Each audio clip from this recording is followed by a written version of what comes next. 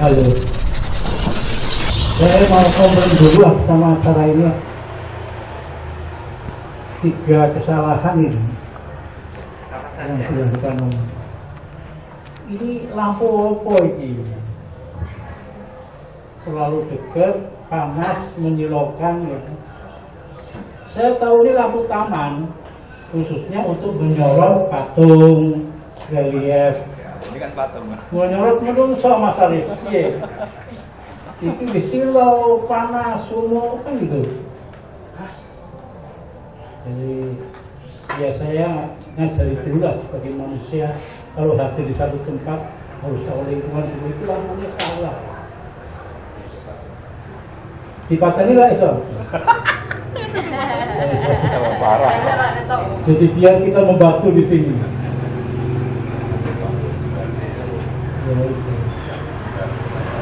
Kedua, ini acara sudah dirancang setahun yang lalu, kira-kira ya. Setengah tahun yang lalu lah. Saya bahkan setengah tahun yang lalu juga sudah di-calling sama Mas Kelana. Nanti Mas Eko berbicara ya siap. Itu acara yang lain itu, bukan jadi. Toto Mulia, kalau Ya tapi bukan jadi. oh bukan. Ternyata baru terselenggara sekarang. Ketiga, ini acara dahsyat loh, mendatangkan penyair senior dari Jakarta, Toto Mulyanto. Saya tadi datang membayangkan pengunjung ini bludak banget loh. Kayak penontonnya kayak Kanjeng ya. Ngomongnya pembicaranya kok tunas kan kudu. Wah. Tapi ini satu orang mewakili membawa udang 10-10 ini. Gak izin. Suaranya lah seperti itu. Tadi ini Mas Aris Anjar juga BA saya, Mas, kok nggak ada poster, nggak ada pemberitahuan apa-apa. Terpaksa saya kirim poster itu melalui WA. Jadi rupanya publikasinya juga kurang. Mas Mulyanto mohon maaf, panjenengan hanya dihadiri sedikit orang. Ini penyair senior dari Jakarta loh, nggak main-main. Tapi ya kita cukup terhibur tadi ya dengan pembahasan puisi oleh penyair-penyair sebuah kota kecil, tapi tidak kalah dengan pembaca puisi sama Ismail Marzuki menurut Mas Toto. Saya biasa jadi juri Mas, juri lomba baca puisi. Bahkan beberapa kali jadi juri tunggal tingkat nasional, jadi video lomba video baca puisi tingkat nasional, pesertanya 300-an, juri tunggal. Tuh panitianya ketua Les Bumi Jawa Tengah itu sampai belean enggak. Kalau saya tadi dari juri menilai 4 orang pembaca puisi tadi, sudah saya nilai nomor 1 tentu saja siapa Sofyan ya, setuju ya Mas ya. Nomor 2 Lukni Maulana, nomor 3 Aris Kalem, Kelana Harapan gitu ya. Hadiahnya monggo pesen minum sendiri-sendiri kan gitu. Jadi meskipun ada komplain, ada hiburannya juga lah. Ini temanya sastra dan politik, sebuah tema yang mudah sekali untuk dipertanyakan ya. Tadi juga disinggung, saya negasi lagi, sastra dan politik itu sastra yang bagaimana, politik yang bagaimana, kan gitu. Tadi Mas Mulyanto bilang kalau sastra sekarang hanya menjadi komoditi, barang dagangan, kan gitu. Termasuk politik sekarang. Apa ono terus saiki politik? Apa ada sekarang politik itu? Jangan-jangan nih gerombolan kan gitu. Makanya saya mau membedakan antara tema ini barangkali sebagai konteks ya. Sebagai konteks. Nah, kontennya mungkin kebudayaan, atau mungkin kita akan lebih lanjut berbicara mengenai politik kebudayaan. Jadi konteks sama konten itu beda. Ini gelas teh ya, konteksnya itu gelasnya, baru tehnya itu kontennya. Betul ya Pak Yusuf ya. Tapi seringkali orang mengira kontennya itu ada, padahal masih konteks. Sekarang saya tanya, ini benar teh? Coba tehnya yang mana? Pak Yusuf pasti tahu. Tehnya yang mana? Coba tunjuk tehnya yang mana? Kalau menurut hukum atau teori kontentual, bukan kontekstual, tehnya ini loh.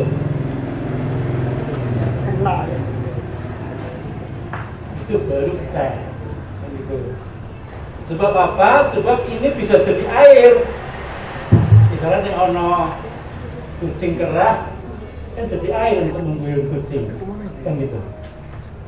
Nah, mari kita masuk ke teh itu tadi, ya, mengenai sastra dulu deh.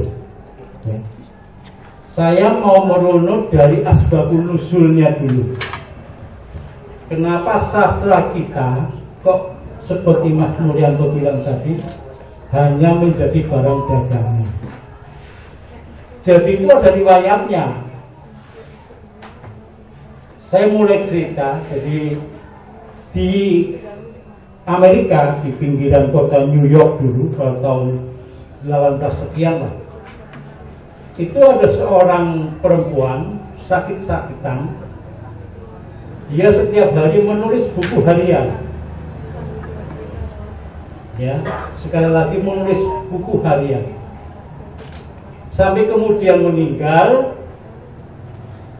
Buku hariannya ini oleh saudaranya ditunjukkan kepada seorang guru bahasa. Coba ini apa? Nah, seorang profesor tadi bilang, ini puisi model baru dan diistilahkan sebagai puisi liris. Gitu loh. Nah, puisi liris inilah yang kemudian dijadikan alat oleh Amerika untuk menyebarkan ideologi lirisisme ke seluruh dunia. Ya, masuk ke Indonesia menjadi peristiwa berdarah tahun 1965 itu. Itu yang orang lupa. Orang hanya melihat peristiwa 65 itu sebagai peristiwa politik. Padahal di balik itu yang lebih mengerikan ialah masuknya ideologi lirisisme itu. Saya tidak menyalahkan lirisisme, puisi liris, apalagi Mbak Emily Dickinson, tidak. Tapi puisi itu kemudian dijadikan alat. Untuk apa? Melawan kluk-klukan, melawan tembok ratapan Rusia. Sehingga apa? Sehingga para penyair di seluruh dunia memuja lirisisme, penghambaan terhadap romantisme. Sebuah Gunawan Muhammad sampai penyair-penyair angkatan 66, angkatan 70, 80, angkatan penyair Facebook sampai sekarang, semuanya memuja pada ratapan, pada romantisme. Puisi-puisi sekarang itu hanya sok keren dan lebay, sesuai dengan watak lirisisme itu. Ya, sehingga akibatnya apa? Masyarakat kita jadi masyarakat cengeng. Bikin puisi ya hanya permainan kata tadi, seperti yang disebutkan oleh Mas Toto Mulyanto tadi. Sok keren dan lebay. Semua puisi seperti itu. Nah, puisinya Toto Mulyanto nasib yang lain dari penjajahan lirisisme itu. Dia penyair yang sudah mampu melakukan pembebasan pikiran, di dalam karya-karyanya. Harap diketahui, siapapun yang mampu membebaskan pikirannya dari segala, dia akan bisa menjadi manusia merdeka. Dan ketika menulis puisi, puisinya akan merdeka dan cerdas. Tidak seperti puisi bodoh seperti sekarang ini. Dari sampah itu.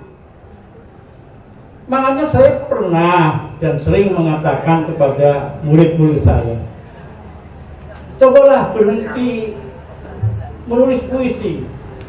Masuk ke perpustakaan, turun ke jalanan, cari pengalaman, masuk ke perpustakaan, baca semua ilmu, sehingga Anda bisa mendapatkan kreativitas dunia manusia modern. Mas filsuf kenal Ignaz Patten ya. Ignaz Patten itu pernah meratifikasi kreativitas dunia manusia modern. Dunia manusia modern, kreativitas dunia manusia modern adalah integralisasi dari kreativitas konseptual dan kreativitas sosial. Kreativitas konseptual berpuncak pada ilmu seni filsafat, kreativitas sosial dipuncaki oleh politik. Jadi syarat orang kreatif harus menguasai ilmu seni filsafat. Tanpa itu, kamu baca puisi, kamu nulis puisi, puisimu akan menjadi puisi bodoh. Sampah itu, bajingan itu, mereka semua itu. Bangsa ini dijadikan, dibodohkan dengan puisi-puisi sok keren dan lebay itu. Kan gitu, Soeharto lah, itu yang memasukkan. Secara politik, dosa terbesar Soeharto, jangan dikira dia yang merubah dasar politik kebudayaan. Jadi para pendahulu kita itu kan sudah mendasarkan dasar politik negara kita itu sebagai politik kebudayaan. Dasarnya Pancasila. Oleh Soeharto diubah menjadi politik ekonomi. Ya tuh, akibatnya apa? Ya seperti sekarang ini. Pembangunan yang ada di Indonesia itu infrastruktur digede-gede. Pembangunan manusianya mana? Yang sebetulnya itu tugas para sastrawan, tugas para penyair. Ning karya-karya mereka nggak bisa bicara apa-apa. Ini ditulis oleh Tuhan ini. Bangunlah jiwanya, bangunlah badannya. Bangunlah jiwanya dulu, baru badannya. Jangan badannya dulu, jiwanya tidak dibangun-bangun. Ini Khairil Anwar ini yang merubah syair Indonesia Raya. Jadi suatu hari Soekarno itu menerima teks syair Indonesia Raya. Ada larik yang dia bilang sama Ruslan Abdul Ghani, Menteri Dalam Negeri waktu. Ruslan, ini tidak progresif ini. Kita harus cari penyair yang dahsyat untuk merubah dua larik ini. Ada yang mulia, namanya Khairil Anwar. Di mana rumahnya? Maaf, Baginda. Karena pada waktu itu kan dipanggil sebagai Baginda ya, Baginda Paduka. Maaf Paduka, Khairil Anwar tinggalnya di gerbong di stasiun Senen. Ya sudah, kita jumpai dia itu. Datanglah Soekarno sama Ruslan itu, panggil Ruslan itu. Khairil, nih dicari Paduka nih. Khairil lagi sama saya kan biasa. Iya emang. Ini katanya nggak progresif. Coba kau ubahlah. Khairil masuk itu dengan setir itu, lampu minyak kecil, pakai pensil alis matanya sederet dari dirubah. Bangunlah jiwanya, bangunlah badannya. Dikasih unjuk sama Soekarno. Nah ini baru progresif revolusioner kan. Begitu kata Soekarno. Teruslah kasih honor saya. Ini yang merubah hayat Allah. Dan orang gak ada yang tahu, apa tunas tahu yang tahu. Gak tahu itu cerita dulu. Tapi betul itu. Betul menjadi. Jadi seperti itu. Ya. Puisi-puisi Toto Mulyanto ini sudah lama saya baca di Facebook, Mas. Ya, puisi-puisi lama maupun puisi-puisi baru. Dalam hati saya bilang, wah ini baru puisi, ini puisi baru. Karena ya itu tadi, seorang Mulyanto, Toto Mulyanto itu sudah mampu membebaskan pikirannya, memerdekakan pikirannya. Ya, sebab apa? Menulis puisi dengan pikiran. Ya, dengan pikiran, dengan pencerdasan itu. Ya, seorang wartawan senior ya, itu bacaannya banyak. Cuma kalau boleh saya kritik, masih kalah sama puisi-puisi saya. Diakui ya. Karena apa? Beliau mampu membebaskan pikirannya, tapi secara bentuk masih terjadi estetika. Masih ada persajakan, masih ada kuplet, puisi harus ada semacam pemenggalan larik gitu. Yang sebetulnya itu kalimat, bukan larik, tapi di panggal seolah-olah itu larik kan gitu. Jadi secara konten tadi sudah mengalami pembebasan, tapi secara bentuk masih mas. Jadi insya Allah penjenengan 50 tahun lagi baru bisa bebas dalam buku.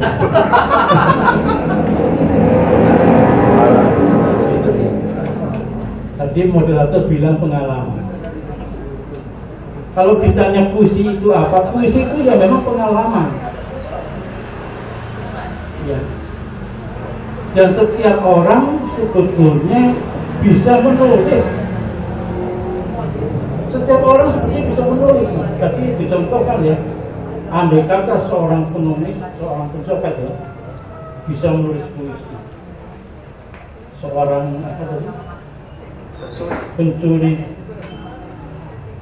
bayang-bayangkan itu. Setiap orang sebetulnya bisa menulis dan bisa menjadi penyair, bisa menjadi sastrawan. Sebab syarat untuk orang bisa menulis apa sih? Cuma satu loh syaratnya loh. Apa mas? Bayar. Syarat orang untuk bisa menulis tidak buta huruf, betul nggak? Betul mas. Juga teori untuk orang bisa menulis itu cuma satu. Apa itu? Teori untuk orang bisa menulis juga cuma satu. Apa itu? Mas Mulyanto mungkin akan mengiyakan. Semua orang akan mengiyakan. Cuma satu teori untuk orang bisa menulis. Tulis satu kata dan biarkan Tuhan menggerakkan tanganmu. Mas Toto sering terkejut nggak ketika menulis puisi? Loh, kok aku disuruh nulis puisi kayak ini? Sering ya mas? Ya karena itu. Yang nulis itu sebetulnya semua integralisasi dari kreativitas kita secara sadar tidak sadar. Bahkan ada seorang filsuf Amerika bilang bahwa sastrawan itu punya imanensi planemensi, ketetapan kecerdasan di dalam dirinya yang oleh suatu peristiwa tertentu bisa muncul begitu saja. Saya katakan tadi, setiap orang bisa menulis. Bayangkan kalau masyarakat yang tergusur, yang tertindas itu menulis pengalamannya. Sastrawan kalau kafe pokoknya kelana itu. Kalau tim sukses. Makanya jangan pernah menghina masyarakat di luar sana, rakyat di luar sana. Enak aja penyair-penyair kanon Jakarta itu mengatakan bahwa rakyat tidak tahu sastra. sambil mereka membangun menara Gading estetika yang begitu kualam, begitu tinggi. Bayangkan kalau mereka bisa menulis, mau menulis pengalamannya. Masyarakat yang kena tsunami, yang kena erupsi Gunung Merapi. Saya kan monolog juga, Mas. Saya pernah monolog dengan penonton monolog saya sebanyak. Coba berapa kita? Berapa jumlah penonton monolog saya ketika itu? 30.000 pengungsi. Jadi waktu itu pengungsi erupsi Merapi kan di base camp di Stadion Internasional Maguwarjo Jogja. Saya monolog di situ. 30.000 pengungsi. Jadi begitu sebetulnya. Jadi jangan pernah menghina rakyat tidak tahu sastra. Dia bilang, kamu yang mempersulit karya-karyamu kok. Tidak hanya mempersulit, tapi bikin sampah yang tidak ada gunanya. Ya. Saya sekali-kali pengen ngomong di tim di depan penyanyi-penyanyi Jakarta yang bodoh-bodoh. Bikin puisi bodoh. Dan mereka ada dalam gerombolan kanon, gerombolan HPI, yaitu yang mengadakan lomba-lomba itu dengan kriteria estetika itu. Estetika saya tidak menyalahkan, tapi estetika menurut mereka gitu loh, yang menara Gading itu. Ya. Jadi kita perlu mengapresiasi ya tinggi-tingginya Kepala Gubernur itu karena dia mampu melakukan pembebasan di dalam karya-karyanya. Satu hal yang saya kira sangat dibutuhkan ya, apalagi kalau kita mau menginjak ke politik kebudayaan itu. Kalau kita bertanya bagaimana cara kita untuk mengembalikan kondisi seperti sekarang ini menjadi baik, jawabannya hanya satu, ya bagaimana kita bisa mengembalikan politik ekonomi menjadi politik kebudayaan. Tidak ada lain, Mas. Bagaimana kita bisa mengembalikan dasar politik ekonomi seperti sekarang ini yang sudah pasti ujungnya kapitalisme liberalisme kembali ke politik kebudayaan. Dan itulah sebetulnya yang mau diutarakan dalam puisi-puisi Toto Mulyanto ini. Seandainya semua puisi seperti ini, gitu loh, maka pembelajaran tentang politik kebudayaan itu bisa dilangsungkan oleh karya-karya sastra. Untuk apa sebetulnya? Ya, dasar politik kebudayaan itu. Ya untuk menciptakan bagaimana supaya negara kita berjasa politik kebudayaan untuk mengembalikan bagaimana supaya kita bisa menciptakan politik yang berbudaya, ekonomi yang berbudaya, hukum yang berbudaya. Orang taek-taekan ngene ngurusi wong ditembak kowe. Ini suatu saat nanti wong nek misuh kasar iki ora kaya aku asu bajingan. Oh sambo. Dasar sambo lo. Ingat ya. Saya kira itu dulu ya. Tapi saya akan tutup. Saya ingat sebuah puisi, Mas. Ini sebetulnya puisi dari gurunya penyair Jogja. Tapi entah kenapa penyair Jogja pun tidak mengikuti sang guru, malah menghamba lagi kepada estetika itu. Sebuah puisi dari Unggulan Paranggi, mirip dengan puisinya Panjenengan. Kebetulan ini orang-orang Jakarta ya, 5 orang datang ya. Unggu bertanya, apa ada angin di Jakarta seperti dihembus desa Melati? Apa cintaku bisa lagi cari akar bukit Wonosari yang diam di dasar jiwaku? Kenangkanlah jua yang celaka, orang-orang pinggiran kota raya yang terpinggirkan di sudut-sudut kota. Pulanglah ke desa, membangun esok hari, kembali ke rumah berhati. Pulanglah ke desa, membangun esok hari, kembali ke rumah berjiwa. Ubu lagu Parangi. Tepuk tangan untuk Ubu. Menarik. Tapi itu juga sangat estetis loh Mas itu. Puisinya Ungu itu. Estetis menurut kritikus. Iya. Tapi ketika orang menulis, itu apa pernah mempertimbangkan estetika? Jenengan kalau nulis apa mempertimbangkan frasa, diksi, rima, apalagi retorika? Kan enggak, orang nulis saja.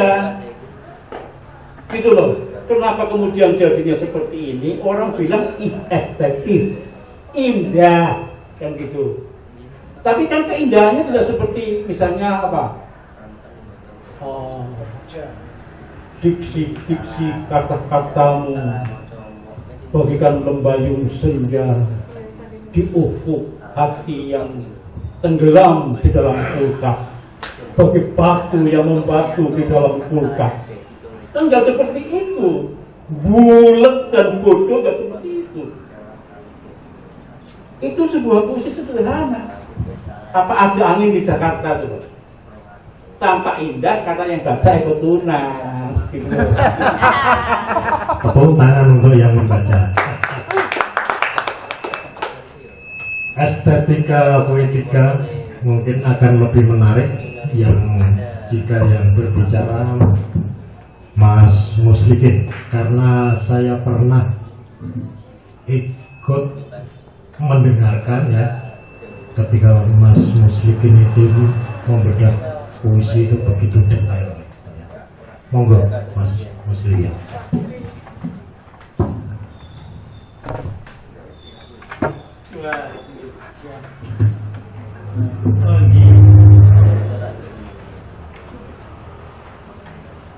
Wah, ini baru pembicara ini, bikin makalah ini. Pasti honornya lebih tinggi. Ono makalah ya. Ono cukup deskripsi. Iya. Terima kasih atas waktu yang diberikan dan mohon maaf Bapak-bapak dan Ibu-ibu, Mas-mas dan Mbak-mbak, saya terlambat karena sebagai ketua RW yang baik hati dan tidak sombong harus berada di RW saya dalam rangka memimpin tasyakuran dan refleksi 17 Agustus. Saya sangat bangga sekali bisa berada di sini. Saya karena bangganya itu beberapa hari saya tidak bisa mikir ya, karena harus bersebelahan dengan Mas Toto Mulyanto dan Mas Eko Tunas, apalagi kemudian moderator yang sangat hebat Mas Aris. Ini luar biasa sekali, ini kejutan dan membuat adrenalin saya semakin bertambah. Rasanya hadirat saya itu tidak sia-sia kalau saya harus ada di sini dan mengutarakan perihal bukunya Mas Toto Mulyanto Baru 81. Di dalam brosur ya Pak, poster itu ya, saya melihat itu ya, ketika sudah ditawari Mas Kelana itu perasaan saya kan saya akan menjadi pembedah buku puisi seperti biasanya. Tapi di situ kok ternyata sebagai sejarawan. Ini jadi saya kembali ke jalan yang benar itu.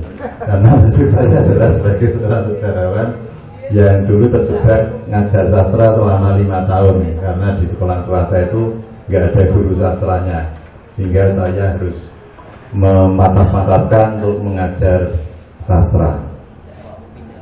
sudah lama saya mengenal Mas Eko Tunas, tapi Mas Eko Tunas mungkin terkadang-kadang saja ya ingat saya kalau di Facebooknya mungkin saya komentar gitu. Dan memang luar biasa ya saya ikuti perkembangan dinamikanya di Suara Merdeka. Kemudian untuk Mas Toto ini saya baru dikenalkan sekarang ya Mas Toto, meskipun di Facebook juga berkenalan, tapi baru sekarang saya bisa diberi kesempatan untuk mengupas bukunya Mas Toto Baru 81. Karena saya diposisikan sebagai sejarawan ya, ini mohon maaf ini Mas moderator dan yang lainnya. Kebetulan di sini ada Pak Kaji Haris, ini kawan sepeda tua yang juga seniman. Kemudian ada Mas Ali Murtado, ini juga kawan les bumi. Mas Maulana yang dari Bumi Jawa Tengah ini juga bersibaku bareng. Mas Kelana ini sebagai kepala suku ya, sering memprovokasi saya untuk jangan sampai santai dan terlalu tenang gitu loh dalam keadaan-keadaan yang seperti ini. Kalau tidak ada paksaan seperti ini, saya akan tenang-tenang saja, santai-santai saja. Untung saya dikelilingi anak-anak muda yang kreatif dan tangkas sehingga tidak membiarkan saya itu hidup dalam budaya hedonis gitu ya. Touring itu kan hedonis ya. Selama ini touring terus pakai motor tua, sepeda tua, kan kayaknya itu kan bukan budaya yang dalam tanda kutip proletar gitu ya. Dengan sengaja saya membatasi pada pembahasan historis, karena di puisi ini saya temukan banyak sekali tema-tema Soekarno dan tragedi 65. Barangkali itu yang saya angkat, barangkali itu yang akan saya bingkai untuk kita berbincangkan dalam kupasan bukunya Baru 81. Tetapi juga tidak menutup kemungkinan saya juga membahas keterkaitannya dengan kondisi kekinian. Memang pada dasarnya itu kan antara sastra dan background setting seseorang itu nggak bisa berpisah ya, duanya terkait. Ini juga tadi sudah disampaikan oleh Mas Toto bahwa keterkaitan itu ada. Seorang penyair nggak bisa lepas begitu saja dengan backgroundnya. Sehingga yang di sini yang dibutuhkan adalah sisi originalitasnya, sisi keasliannya, otentikannya itu yang menarik untuk diangkat dan dikupas. Kalau sebelum ini saya mengupas buku-buku penyair-penyair lokal, Mas. Jadi mungkin ini akan ada jarak analisis antara buku-buku penyair lokal dengan bukunya Mas Toto. Kembali lagi bahwa banyak ya karya-karya sastra yang dihasilkan itu karena semuanya terkait dengan apa yang sudah tercipta pada dirinya. Bahkan sebelum penyair itu lahir, lingkungan sosial budaya itu sudah membingkai penyair itu nanti akan jadi seperti apa, atau dia akan berkarya seperti apa. Plus ditambah dengan pendidikan, pengalaman dan intelektualitasnya yang terbangun berdasarkan pengalaman-pengalamannya. Dan saya melihat Mas Toto Mulyanto ini yang karena termasuk penyair yang berusia senja, mohon maaf ya, berusia senja itu karena terlahir pada masa pemerintahan Hindia Belanda ya tahun 39, sehingga besar pas pada masa demokrasi liberal dan tertib, otomatis posisinya sebagai seorang intelektual, sebagai seorang jurnalis, sebagai seorang yang gemar membaca itu akan melihat praktik-praktik apa yang terjadi pada fase-fase seperti itu. Sehingga apa? Sehingga Mas Toto ini akan menjadikan kondisi-kondisi politik itu sebagai ide, sebagai amunisi, sebagai bahan untuk melahirkan puisi-puisi dan diksi-diksi yang khas di era seperti itu. Kalau kita melihat diksinya ya hampir ada kesamaan ya dengan penyair-penyair lainnya, seperti misalnya kayak penyair Mani Kebugir ya, Taufik Ismail gitu ya. Tetapi kan apa ya, pilihan ideologinya yang berbeda. Kalau kita melihat kan Mas Toto ini lebih condong ke lembaga kebudayaan nasional, kayaknya punya Mas Sitor Situmorang ya. Itu beda dengan penyair-penyair yang menjadi pendukungnya manifesto kebudayaan yang pahamnya adalah humanisme universal.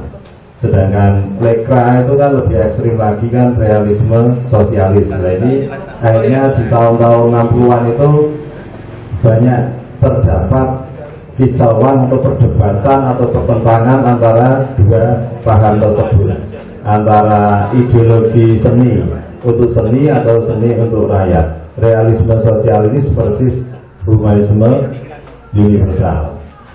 Dan saya melihat Mas Toto ini dari ragaan saya ya, dari ragaan saya itu karena Mas Toto di saat itu usianya sekitar 20-25 tahun, maka Mas Toto ini belum menjadi seorang penyair yang hebat, tetapi sudah berkawan, sudah beberapa tulisannya itu terdokumentasikan ke dalam surat kabar atau majalah yang ada seperti itu. Saya melihat Mas Toto itu pernah menulis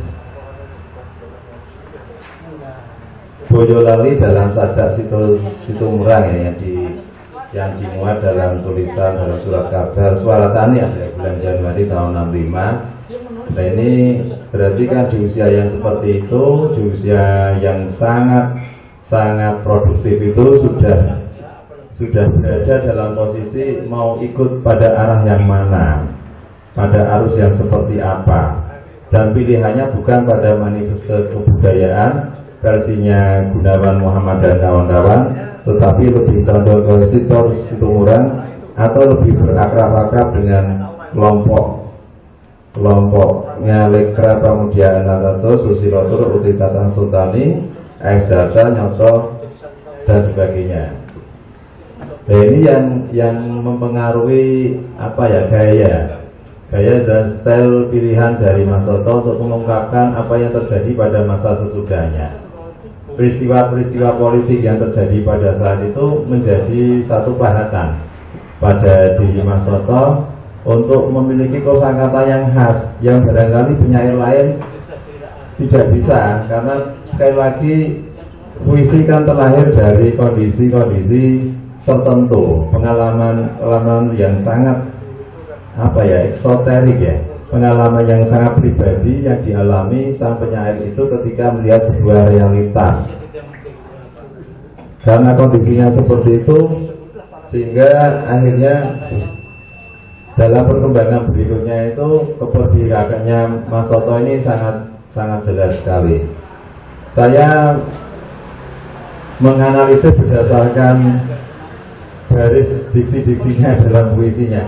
Saya mencari catatan-catatan tentang Mas Toto ini hampir tidak ada, sehingga akhirnya saya mencoba meraba. Semoga ini benar ya, tapi kalau salah ya paling tidak saya sudah dapat pahala satu ya, mencoba untuk mendiagnosa siapa sebetulnya Mas Toto Mulyanto itu dan bagaimana kiprah serta proses kreatifnya. Dan tadi secara sekilas pada saat Mas Toto berbicara, saya mendapatkan banyak hal, informasi-informasi tambahan tentang apa yang telah dilakukan pada masa-masa sebelumnya, proses kreatif dan pilihan-pilihan untuk puisi di masa mendatangnya. Saya balik lagi ya.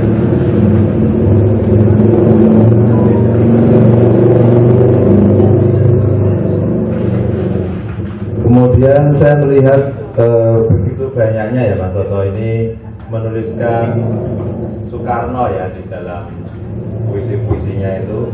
Ada beberapa judul tentang Soekarno itu, entah secara langsung menyebutkan Soekarno ataukah Soekarno sebagai bayang-bayang, ataukah sebagai idola, atau sebagai harapan yang ingin dimunculkan kembali tapi tak kunjung ada gitu Soekarno untuk kondisi yang yang ingin menggantikan realitas yang terjadi pada masa kini. Ada Tembang Pembangkang halaman 91, kemudian ada Patung Puji halaman 99, Percakapan Malang, kemudian ada Kepadamu Bung Karno, Rombun, Membaca Kembali dan sebagainya. Ini berarti kan di samping sebagai seorang jurnalis di usia yang sangat muda itu, Mas Toto ini memang banyak mendapatkan pengalaman ya, karena sebagai seorang jurnalis tentu saja akan berdampingan dengan tokoh-tokoh sastrawan-sastrawan top pada masa itu yang sudah saya sebutkan tadi, seperti Siddhartha, Hengantung, Wiratmo ini berarti LKN, pendukungnya PNI, kemudian Sitor Silumuran, kemudian juga, nah ini juga saya juga belum mendapatkan sebuah jawaban mengapa Mas Toto cenderung tidak memilih kelompoknya Gunawan Muhammad atau Taufik Ismail dengan gaya pilihan ideologi humanisme universalnya.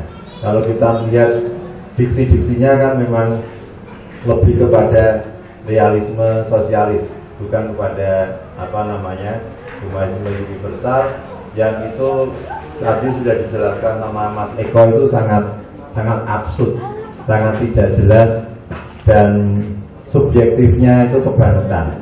Nah ini dengan realisme sosialis ini atau dengan universal proletar ini menjadi lebih jelas maksudnya seperti apa, dan ada tendensi yang mau diangkat, mau kemana gitu. Tidak puisi yang yang buruk, puisi yang gosong seperti tadi yang disampaikan Mas Eko. Saya jadi malu dengan Mas Eko, atau dulu saya sering bikin puisi yang melo-melo gitu, kadang-kadang dibaca Mas Eko juga, wah ini puisi goblok, puisi bodoh. Karena waktu itu saya mengutamakan sekali estetika, kudune diksine, bahasane, iramane, imajine ini betul-betul tak perhatikan, karena 5 tahun ngajasa saya itu, patokan saya itu majalah Horizon. Jadi saya menduplikat, mesti Mas Kelana juga tahu, saya menduplikat gaya style yang ada di majalah Horizon itu. Akhirnya majalah itu satu-satunya kiblat bagi kesusastraan Indonesia. Ternyata di sini dibantah bahwa itu tidak semata-mata itu kebenaran atau keindahan, tidak monopoli kelompok dari, kalau dulu kan manifesto Manikebu. Kemudian peristiwa 65 ini juga Mas Toto ini banyak mengupas ya. Mungkin ada traumatik ya dari peristiwa itu. Di beberapa daerah memang gencar terjadi pembantaian ya, pembunuhan terhadap kawan-kawan kita yang terkait tertuduh, disangka tertempel ideologi seperti itu, kemudian tanpa proses peradilan mereka dibantai. Seperti di Kendal itu, di Sebatang itu banyak orang yang cerita ya, menjadi ladang pembantaian teman-teman kita yang masih kecil, kemudian perempuan, mbah-mbah, semuanya ikut dibantai. Dan pasti itu akan menjadikan trauma yang luar biasa ya.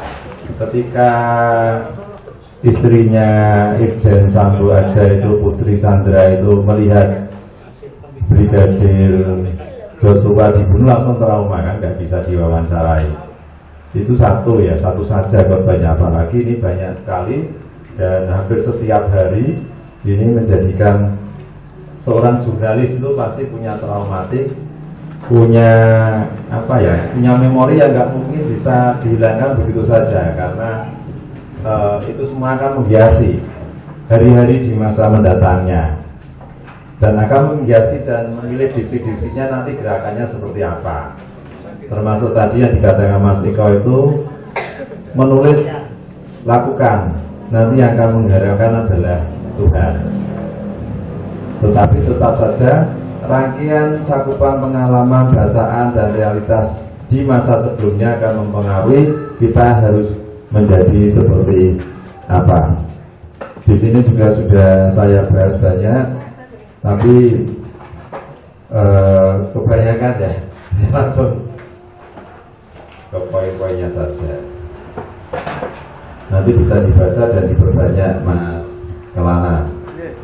Jadi tentang tragedi 65 ini ada beberapa puisinya, itu ada Jakarta 23 Mei 65, kemudian belum juga mati, 5 tahun sudah, tak lagi berpaling, jiwa-jiwa muda dan tani yang bangkit berdiri serta setan. Ini jelas sekali bahwa Mas Toto meskipun usianya sekarang 83 masih tetap menyimpan banyak memori kejadian-kejadian silam, realitas historis pasca 65, kemudian kejadian-kejadian selanjutnya sampai kemudian peralihan dari Orde Baru ke Reformasi, dan juga sampai hari ini masih mencatat, merekam dan menuliskan secara cepat, ya, meletakkan disi-disi secara tepat tanpa harus peduli ini gayanya seperti apa. Untuk persoalan bentuk saya tidak menguasai, Mas Eko tadi yang sudah ya pura-pura menguasai ya, tapi dengan adanya Mas Eko tadi saya menjadi seorang semut melihat gajah yang begitu luar biasa gitu. Saya punya pengalamannya ini. Semakin cerdas saya duduk di sini karena banyak guru-guru besar yang mengajari saya. Untuk refleksi, ini kejadian-kejadian masa lalu dengan ideologinya menjadikan perbenturan antara kelompok-kelompok seniman dan budayawan saat itu, antara kubu Lekra, kemudian apalagi LKN, kemudian Les Bumi juga, ada Lesbi juga, dan ada beberapa organisasi lembaga kebudayaan lainnya yang masing-masing terpetakan dari 2 bagian, yaitu Mani Kebu dan seni untuk seni. Dari kelompok Lekra itu Pramudiananto kan paling kuat sekali sosoknya untuk menjadi semacam komandannya kebudayaan melawan kubunya Gunawan Muhammad.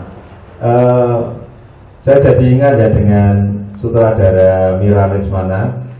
Dia sangat kecewa sekali kalau ternyata di waktu sesudah dia membuat film Soehoki, dia tahu kalau ternyata Soehoki, Taufik Ismail, Gunawan Muhammad itu mendapatkan dana yang luar biasa besar ya dari Amerika itu dalam rangka untuk mengganyang komunisme atau ideologi kiri yang ada di Indonesia. Artinya apa? Bahwa perjuangan seorang Soehoki aja ternyata tidak murni dari nurani dan hatinya, tapi ada berjuasi ya, ada jualan paham itu, sehingga memudahkan untuk menggeser posisi seniman-seniman kiri, seniman-seniman realisme sosialis itu untuk punah dalam waktu yang sekejap. Itu dari Mira Lesmana sangat kecewa sekali ketika Soehoki yang waktu remaja diidolakan ternyata ya sama saja, waduh baik.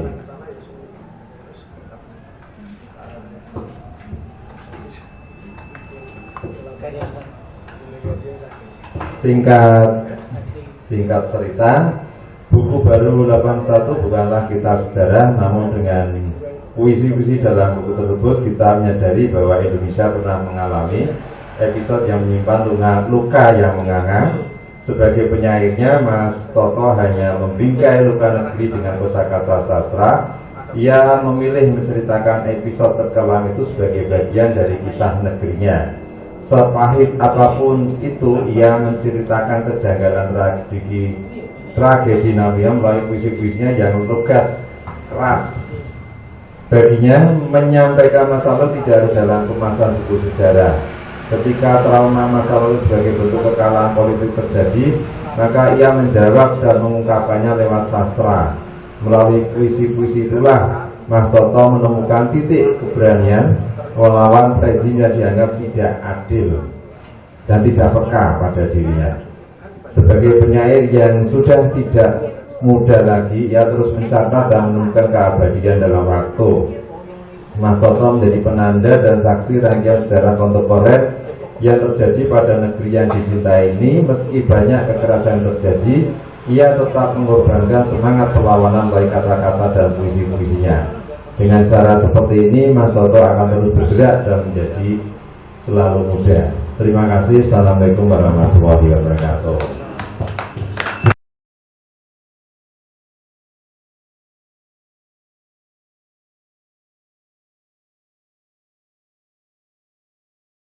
juga diskusi sastra.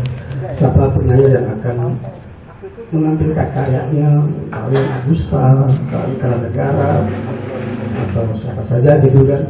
Nah, terjadi perdebatan, terjadi diskusi. Suasananya seperti kayak begini gitu ya. Dan ini terjadi justru di pinggiran yang jauh dari ibu kota. Jadi jangan-jangan memang sastra kembali hidup kembali, pujat budaya bukan itu dari daerah-daerah gitu ya, yang akan mengepung kota. Karena kemarin saya pergi ke Taman Ismail Marzuki, ya sudah jauh sekali seperti kayak begitu ya, nggak ada ruang-ruang yang rasanya bisa enak kita bertemu, kalau di pojok sana, di kantin sana, atau di mana. Jadi sekarang bangunan-bangunan baru meskipun udah diresmikan, belum gitu ya, dengan gedung perpustakaan yang besar aja dan planetarium yang sudah hilang wajahnya seperti itu ketutup dan teater terbuka, teater arena, teater sana juga sudah tidak ada. Nggak tahu seniman-seniman itu akan kembali ke sana atau tidak gitu. Kita juga sudah kehilangan budayawan sampai itu yang selalu cuci darah tiap sejak puluhan tahun itu ya. Ya ada Panca itu yang selalu dia menyuarakan waktu memulai pembangunan yang sekarang ini. Nah ini suasana seperti ini gitu ya, meskipun emang nggak banyak juga nggak masalah sebenarnya. Yang penting adalah kayak Pak Ebert tadi katakan kontennya luar biasa.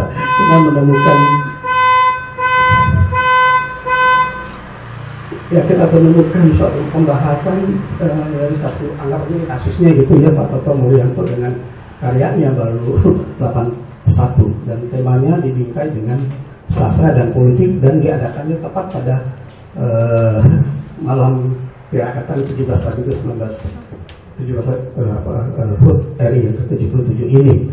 Saya kira semua ada kaitannya dan ada hubungannya kalau kita membaca itu sebagai suatu teks gitu ya, sebagai suatu tanda. Karena sastra dan politik ya, itu tidak lepas dari apa yang tadi dikatakan oleh Pak Toto berkaitan dengan politik kebudayaan. Tokoh-tokoh kita dahulu juga sudah memulai itu ya, soal politik kebudayaan antara timur dan barat itu kita tampilkan untuk kita yang ada kita adakan seperti diskusi solusi pandemi dengan pasukan takbir, berlanjut juga ke sastra humanisme universal tadi juga disebut itu dengan sastra kontekstual atau sastra sosialis seperti itu. Dan bangunlah jiwa ini memang dimulai dari situ, ya, dimulai dari kebudayaan. Kalau kita sekarang masuk di sini mulai dari sastra gitu. Kalau kita mau menjepitkan lagi mungkin puisi juga gitu. Puisi yang lebih sulit atau lebih susah dari prosa liris yang menjadi novel gitu kan. Itu juga satu tantangan untuk membangun kebudayaan, dan dalam konteks inilah sastra bisa ditempatkan dalam konteks sastra dan politik. Nah bagi saya politik bisa diterjemahkan dalam rangka meraih kekuasaan atau seni untuk meraih kekuasaan atau setelahnya gitu kan. Bagaimana mengisi kekuasaan itu? 83 tahun perjalanan Pak Toto Mulyanto dalam rentang sejarah yang cukup panjang itu, bahkan idolanya aja proklamator Soekarno lewat umurnya 70-an ya Soekarno. Pak Toto 80, jadi dia mengalami fase-fase yang luar biasa dalam perjalanan bangsa ini, dan sampai sekarang masih hadir di tengah-tengah kita semua yang generasi muda seperti ini. Tentu saja yang kita bisa petik dari Pak Toto ini adalah pelajaran yang kita ambil dari karya-karya beliau, ya, bagaimana visi bahkan juga visi beliau barangkali yang tercermin di karya-karya di buku baru 81. Nah teman-teman sekalian, saya juga nggak tahu sebenarnya tiba-tiba dalam beberapa ini disuruh mengkomentari atau mereview atau karya Pak Toto baru 81. Saya ketemu Pak Toto meskipun sudah kenal 45 tahun yang lalu, tahun 80-an, tapi bisa dihitung dengan jari juga. Ya, mungkin medsos juga mempertemukan kita juga jadinya ya. Jadi sebenarnya pendekatannya agak personal ya terhadap Pak Toto dan karyanya dalam penyampaian saya malam ini. Ya. Karena Pak Toto itu sebagai rekan, sebagai guru. Ya, jadi bayangan sebagai guru itu nggak bisa lepas. Oh, tiba-tiba sekarang tahun 2020 dia menyuruh saya buku dalam bentuk karya-karya puisi ini baru 81. Memang waktu 40 tahun yang lalu juga sudah ada bayang-bayang saya gitu. Karena kalau berbicara Pak Toto itu juga masalah kebudayaan lebih banyak dibandingkan masalah sesama profesi sebagai guru agama waktu itu. Itu buat keceblosan barangkali atau tersesat di profesi barangkali seperti itu. Nah, saya nggak lepas, tapi tetap sebagai guru bahasa Indonesia, sebagai guru apa di sekolah juga saya iman saya itu seperti itu. Dan karya ini pada akhirnya saya tempatkan seperti itu. Nah begini, tadi saya lihat kan rentang waktu kehidupan Pak Toto kan panjang sekali dari masa kemerdekaan, masa pertama peristiwa 65 tadi digambarkan seperti itu, dan juga sampai sekarang Orde Baru dan pasca Orde Baru. Kalau saya amati puisi-puisi yang ditulis di buku ini, saya tahu yang puisi-puisi yang ada di buku ini, ya itu lebih banyak yang ditulis harusnya ditulisan anak-anak milenial 2019, 2020, bahkan dari kemarin aja nggak ada barangkali 2021 seperti itu. Karena harusnya anak-anak milenial ini yang menulis tentang tema-tema seperti ini. Kenapa harus orang tua seperti ini mewakili? Itu satu hal gitu kan yang bisa saja reasoningnya adalah bahwa dia dari dulu juga adalah the warrior. Menurut saya pejuang dalam sejarah gerakan kemerdekaan barangkali kalau kita kupas mungkin sejarah hidupnya, pejuang peristiwa politik 65 barangkali seperti itu, dan juga Orde Baru dan pasca Orde Baru dia masih menyuarakan hal-hal seperti itu. Apa intinya kalau kita lihat dari puisi-puisi yang dari perspektif saya seperti kayak gitu, ada kekuatan image gitu ya, imagine sosiologisnya sangat kuat sekali. Kalau manusia itu kan bisa dikemukakan sebagai individu dan sosial gitu. Dan yang nggak bisa lepas pakai sebagai manusia sosial. Tapi yang menentukan itu kekuatan individu kita atau kita ditentukan oleh struktural secara sosial kayak gitu. Nah, saya memahami manusia itu di tengah-tengah seperti kayak gitu dalam perspektif Buddhis kayak gitu ya. Pusaka Buddha lah kayak gitu. Saya memahami tengah-tengah, bukan I, bukan our atau we gitu, tapi me gitu. Nah, dalam konteks seperti inilah saya melihat kalau dikatakan individualitas Pak Toto yang oke lah kita baca individualitas dalam konteks me itu muncul dalam terlihat di dalam karya-karyanya itu dengan kekuatan imajinasi sosiologisnya. Kenapa imajinasi sosiologis begitu kuat di dalam karya-karya beliau? Ya mungkin untuk dikatakan tadi dia tidak lepas dari setiapnya tidak lepas dari latar belakangnya. Begitu pun itu sebagai seorang yang ayahnya orang bijak gitu kan, atau Khalil Anwar di tengah-tengah pemberontakan, di tengah-tengah kemerdekaan dan sebagainya gitu. Tapi satu hal yang saya sangat yakini bahwa sastra yang tadi dikatakan ikra bacalah, kalau sastra ya tulis kayak gitu, ya, tulis apapun juga gitu katakan Mas Eko tadi gitu kan ya. Masalah nantinya bahwa itu suatu bentuk sastra yang sastra adiluhung dengan kriteria estetika itu sudah nggak kalah kalau menurut saya sih ya. Yang penting kan tulis, ketika kita menulis itu kan ada kandungan imajinasi kita, kandungan yang lebih penting lagi itu adalah yang tadi dikatakan pembebasan kita dari pikiran. Karena kalau terlalu pakai pikiran, sastra itu jadi konseptual. Terlalu konseptual nggak terlihat kandungan estetikanya barangkali, atau kandungan yang memang orang katakan itulah sastra seperti itu yang kita bisa rasakan gitu. Mungkin kriteria keindahan dari yang di Jakarta itu terlalu berbunga-bunga kriterianya dengan berbagai kata yang memang sangat indah seperti itu. Mungkin saja bahwa realisme sosial yang ditulis oleh Pak Toto ini karena begitu besarnya secara kuantitatif ini banyak ini ratusan karya-karya beliau. Bukan berarti yang kuantitatif nggak mengandung yang kualitatif. Justru semakin kita besar secara kuantitatif akan terlihat kualitatif dia. ya passion dia bahwa Pak Toto adalah seorang yang humanis gitu. Nah kalau kita menempatkan sebagai seorang yang humanis, kita bicara tentang filsafat pada masa pencerahan di Eropa zaman dulu, ketika timbulnya humanisme kayak gitu.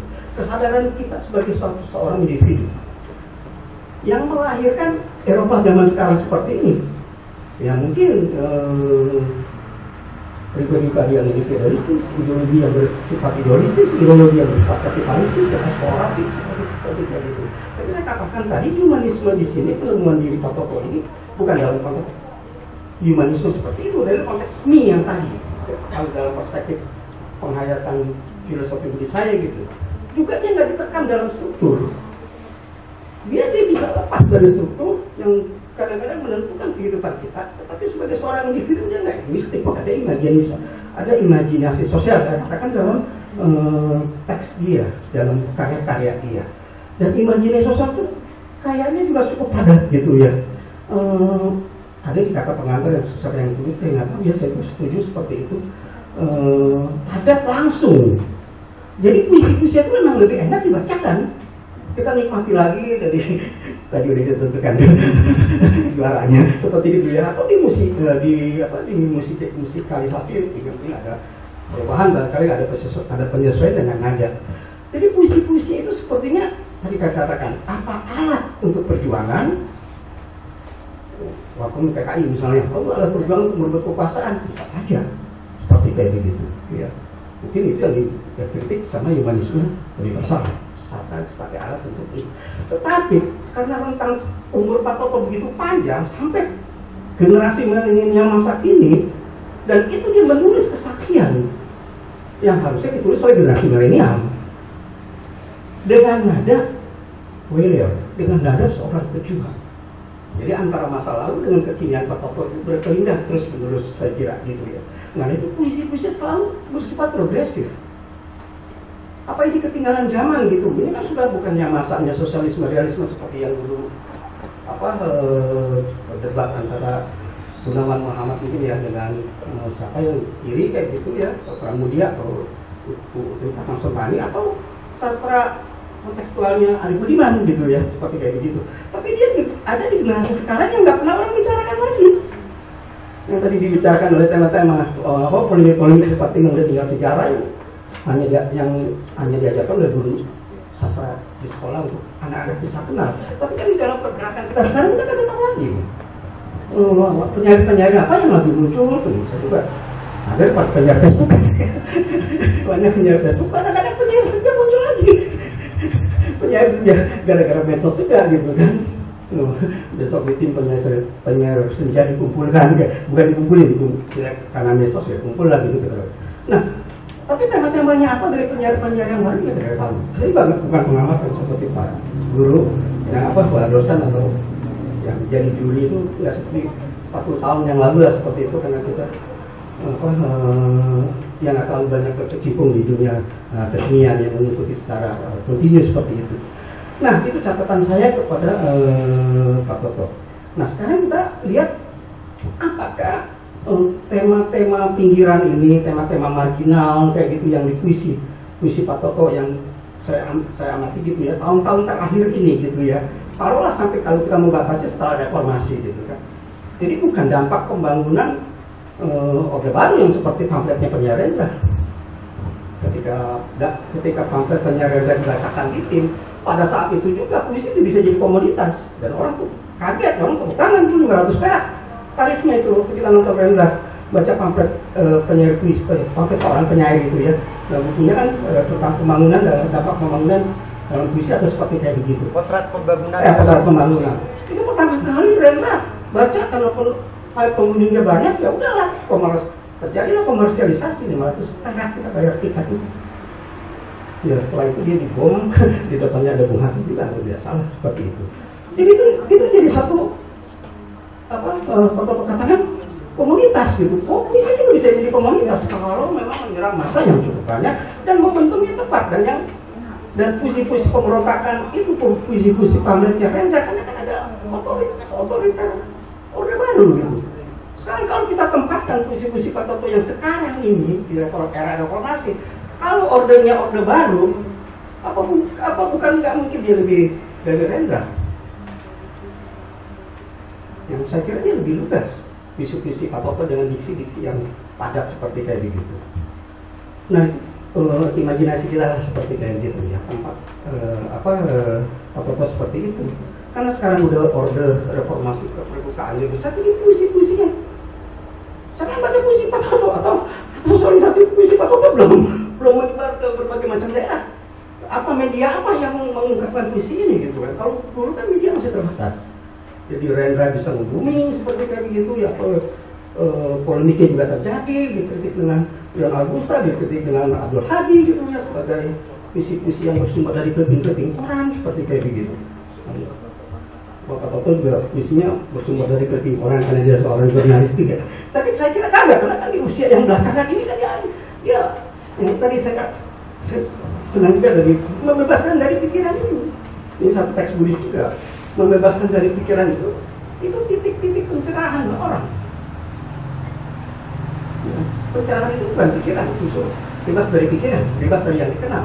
Yang ada adalah hasrat bukan hasrat seks, bukan hasrat apa ya, passion atau apa yang mau diungkapkan. Ini loh masalah kita itu. Ada jobless yang mau masyarakat kayak begitu kan, di mana-mana orang tidak punya kerja atau diberhentikan dari pekerjaan dengan semena-mena seperti kayak begitu. Apa terjadi misalnya ratless ya, tidak benaran yang ada di mana-mana segala macam kayak gitu. Saya kira itu tercermin di visi-visinya Pak Toto. Kemiskinan juga seperti kayak gitu ya. Atau misalnya orang-orang bersuara, seperti banyak kritik tentang anggota DPR, pejabat. Dulu kita punya seorang proklamator, sekarang banyak koruptor. Banyak koruptor di puisinya si Diono itu puisi yang biasa sangat menarik, sama dengan puisi yang tadi dibacakan tentang tanah air atau mata air itu ya, yang mengingatkan puisinya Sutardi, mata air, tanah air itu ya. Tapi ini lebih kesannya lebih dalam, tajib. Yes, ini soal mata air, soal tanah air kayak gitu kan. Tapi Pak Toto, wah ini ada sesuatu lagi yang lebih katakan lebih kontekstualnya gitu ya, kontekstualisasinya sekarang keadaan situasi negara, kehidupan bangsa seperti sekarang seperti ini gitu. Atau juga yang bisa dieksplorasi lebih jauh meskipun agak masih sedikit itu soal lingkungan dan alam ya, karena kan kritik dari Pak Toto terhadap ideologi pembangunan kapitalisme itu mengeksploitasi alam, memunculkan egoisme seperti itu. Meskipun kalau untuk ini menarik ini sebenarnya kalau dieksplor lebih jauh lagi soal lingkungan dan alam yang sekarang ini kita kagak tahu lagi keadaan sumber daya alam kita bagaimana yang sudah diekspor sama oligarki misalnya seperti itu. Itu digali bisa lebih dalam lagi kan itu bisa menjadi, pasti itu akan jadi muatan politik. Kalau dibacakan misalnya sambil demo tentang gandeng bikin pabrik semen yang ditolak seperti kayak gitu, dan anak-anak baca puisi seperti itu dan bisa lebih heboh dari Citayam Facebook, bukan tidak mungkin. Jadi gerakan ini kan mengandung imajinasi sosial, bisa aja melahirkan gerakan-gerakan sosial. Siapa yang akan memainkan peran seperti ini? Ya, Pak Toto selalu kadang-kadang bicara kita mesti ada organisasi massa seperti kayak gitu, seperti kayak kita mau perebutan kekuasaan aja seperti gitu ya. Itu waktu zaman Lenin, seperti zaman seperti dulu ya. Atau kalau tidak ada sama sekali tidak lagi. Nah, sekarang kelompok anak itu udah muncul mana-mana gitu kan. Itu kan teorinya Bakunin. Nah, saya kira sih kita tidak tahu gitu ya suatu perubahan sosial itu terjadi bagaimana. Kadang-kadang nggak direncanakan juga. 98 kan generasi yang bukan kita ya, generasi yang bukan saya, generasi 78 misalnya kan yang lagi tiarap sebenarnya. Tahun 80-an kita baca buku dulu gitu, tapi yang bergerak ke DPR kan anak-anak yang mana itu saya kata-kataku, bukan 74, bukan 78, bukan 80 yang lagi dikejar-kejar karena kita baca buku Pramudia. Baca Pramudia yang masih teks gitu ya, belum disebar luaskan barangkali seperti itu. Iya, itu kita cari-cari juga waktu di STF ya, karena kontrakan dulu gitu. Nah, kembali lagi kalau tadi ya, jadi ini puisi, kalau saya bandingkan misalnya dengan surat-surat Kartini misalnya, Kartini kan nggak melihat gitu ya kekuatan suratnya berdaya pada zamannya dia gitu ya, pada masanya Kartini. Jadi Pak Toto itu saya melihatnya sebagai seorang guru yang meninggalkan pesan lewat puisi-puisinya ini loh keadaan negara kamu sekarang. Proklamasi tahun 77 tahun ini semua dari ketiadakkerjaan masyarakat kita, dari kemiskinan, dari eksplorasi alam, dari koruptor misalnya, dari suara-suara yang orang barangkali juga seperti fitness itu ya, dan semua terekam di situ. Nah menurut saya karena perjalanan Pak Toto rentang yang sangat panjang dan juga beridola pada Soekarno, kan ada pendekatan betul sama Soekarno melalui jiwanya itu ya, yang tadi disampaikan oleh Khairil Anwar, katanya dimanifestasikan oleh Khairil Anwar gitu kan, pendekatan kultural untuk membangkitkan mental bangsa kita gitu kan. Tapi Soekarno juga melihat konstelasi pergolakan negara pada masanya itu, dia juga melihat secara struktural bahwa kita masih dijajah oleh imperialisme neokolonial baru, gitu, imperialisme luar neokolonial baru. Kan terus Soekarno jatuh karena kekuatan struktural dunia seperti kayak begitu yang mengepung dia. Nah, di antara juga kultural dan struktural ini, di mana posisinya penyair Dr. Morianto? Lagi-lagi saya katakan bahwa perspektif saya gitu ya, dia hanya meninggalkan kita baru 81.